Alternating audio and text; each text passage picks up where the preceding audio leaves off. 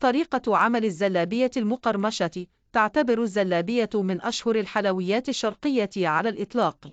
اليوم نقدم لكم أنجح طريقه للزلابيه وسر قرمشتها وهشاشتها وخفتها ومقادير الزلابية بالكوب وبالجرام وطريقه تخزين الزلابية الشهورة. أتمنى أن الوصفة تنال إعجابكما.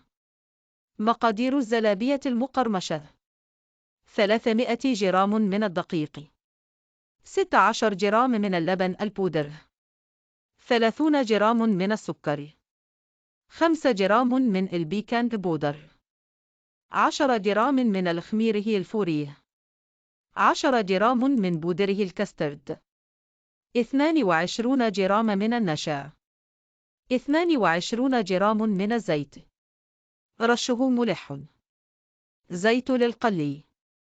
للشربات: 3 أكواب من السكر، كوب ونصف ماء، عصير نصف ليمونه. خطوات عمل الزلابية المقرمشة. لعمل عجينة الزلابية في وعاء: نخلط الدقيق، السكر، الخميرة الفورية، البيكنج بودر، اللبن البودرة، النشا، الكاسترد البودر ونصف ملعقة صغيرة من الملح. نقلب المكونات الجافة كلها جيدا بمضرب يدوي. نقوم بعجين الزلابية بالماء الدافئ.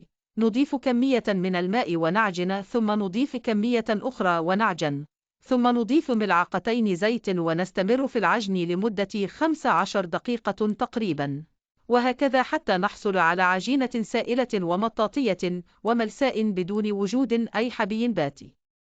نغطي عجينة الزلابية بكيس نايلون وعليه فوطة أو قماشة طرية، ونتركها تختمر لمدة 2 ساعات تقريبا، ونحضر العسل. لعمل الشربات: في كسرولة نضع 3 أكواب السكر، كوب ونصف من الماء، ممكن نضيف ملعقتين كبيرتين من العسل الأبيض اختياري، ونرفعها على النار بدون تلقيب. بمجرد ما يبدأ يغلي، نقلبه مرة واحدة ونضيف عصير نصف ليمونة أو ربع ملعقة صغيرة من ملح الليمون، ونقلب الشربات، ونتركه يغلي لمدة 5 دقائق، ثم نفرغه في وعاء خارجي ونتركه يبرد تماما. نحضر العجينة ونقلبها جيدا حتى نخرج كل فقاعات الهواء منها، ونضعها في كيس حلواني، ثم نرفع طاسة على النار بها زيت غزير وحامي، ونبدأ نضغط على الكيس ونقص بمقص وننزل في الزيت. بمجرد ما العجينة تتشكل على هيئة كرات وتبدأ تأخذ لون، نخرجها، ونبدأ نقلي غيرها بنفس الطريقة لحين انتهاء كل كمية العجين، ثم نعيد تحميرها مرة أخرى حتى نصل لدرجة اللون المفضلة. نخرج الزلابية من الزيت ونضعها في الشربات البارد، ونخرجها من العسل ونضعها في أطباق أو أكواب التقديم، ونزينها. وألف هنا.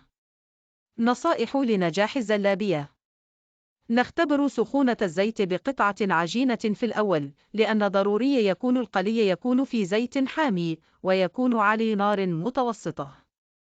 نشكل عجينة الزلابية قطع كبيرة إلى حد ما لضمان القرمشة، وأثناء التقطيع بالمقص إذا لزق في العجينة ننزله في الزيت. نقلي الزلابية على مرتين لضمان أنها تكون مقرمشة، يعني نقلي الكمية كلها بحيث تتشكل وتأخذ لون، ثم تخرجها كلها. تخزين الزلابية يكون بعدما نقليها نصف قلية. بحث نضعها في أكياس ونحتفظ بها الفريزر، ونخرجها نقلي منها مباشرة. نزين الزلابية بصوص شوكولاتة أو صوص نوتيلا أو صوص لوتس أو سكر بودرة. مقادير الزلابية بالكوب: كوبين دقيق، ملعقتين كبيرتين لبن بودره، ملعقتين كبيرتين سكر، ملعقه صغيره بيكنج بودر، ملعقه كبير خميرة فورية، ملعقه كبيره بودره الكاسترد، ملعقتين كبيرتين نشا، ملعقتين كبيرتين زيت، نصف ملعقة صغيرة ملح،